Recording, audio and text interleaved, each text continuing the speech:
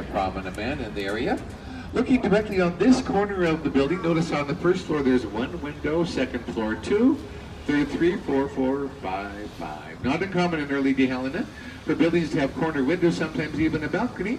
You see, before wheel traffic, the corner was the gathering place, so the window or the balcony was part of that gathering. On the street level, I imagine, gift for you in there if you get back to the downtown area.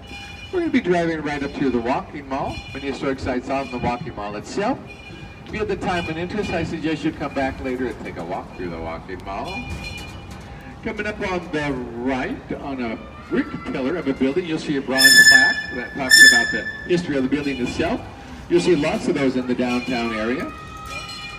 On the walking mall itself, you'll see bronze plaque, which talk about the history of Last Chance Golf.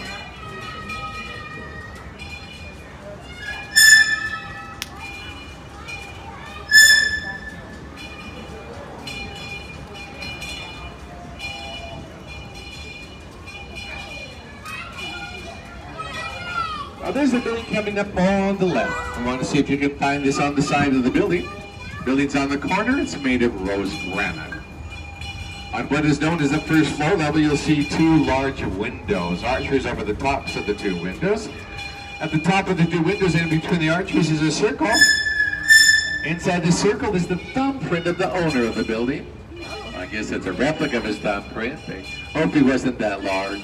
San Mateos was the man. He's a bank in the early days. And to the left, the bullwhacker. He's the man who stood on top of or next to the freight wagon, driving the oxen forward, bringing the freight from Fort Benton to Helena. It came by steamboat up the Missouri River to Fort Benton.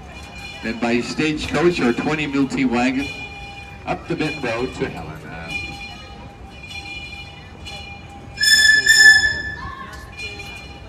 There's a building coming up on the left. If you're on the left side, you'll be able to see this. For those of you on the right side, you may have to look back as we leave the walking mall. Great granite on the front of the building. There's a canopy near our level. About halfway up in the middle is an image of a man. He has a towel around his waist. On his back is a column. If you follow the column all the way to the top, there's an urn. Urn represents the world. The man is holding all that up. The man is Atlas. It's the Atlas building.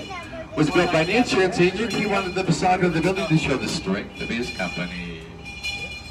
Quicker back to the right on the side of the building, you'll see a mural which is a tribute to Montana's pioneer women. Every female pioneer vocation depicted there, even ladies of the night. See if you can find them in the window. Their red lips and rosy cheeks is smiling. To the left, a monument to the early days sluice miner.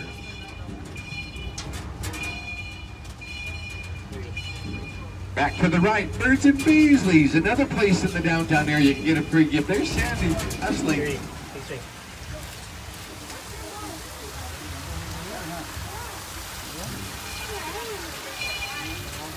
Way to hustle, Sandy. Oh, coming up on the left, Windbag Saloon. In the early days, this used to be known as Big Dorothy's. This is where, shall we say, some of the after-hours activities took place. To the right, a yellow streetcar, Helena's first horse-drawn streetcar, restored.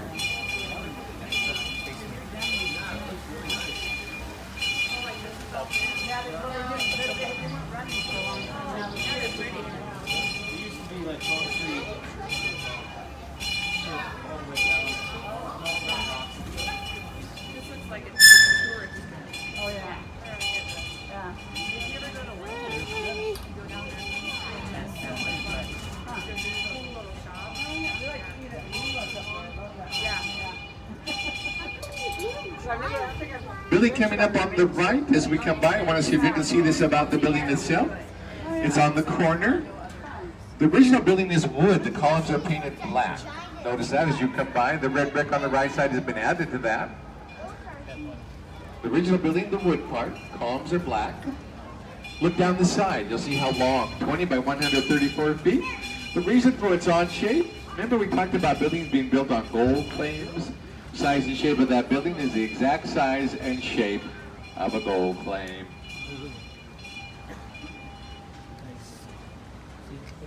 As we leave the walking mall, I do encourage you to come back downtown.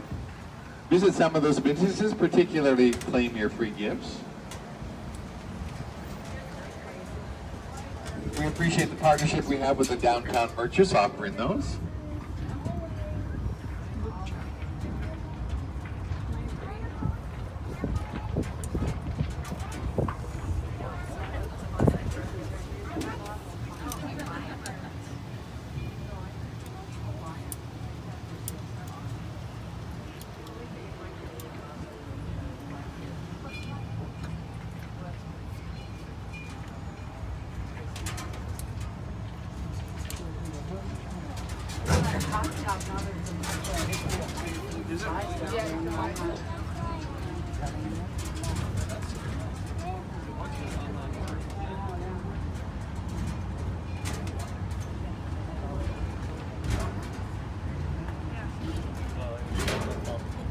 I know.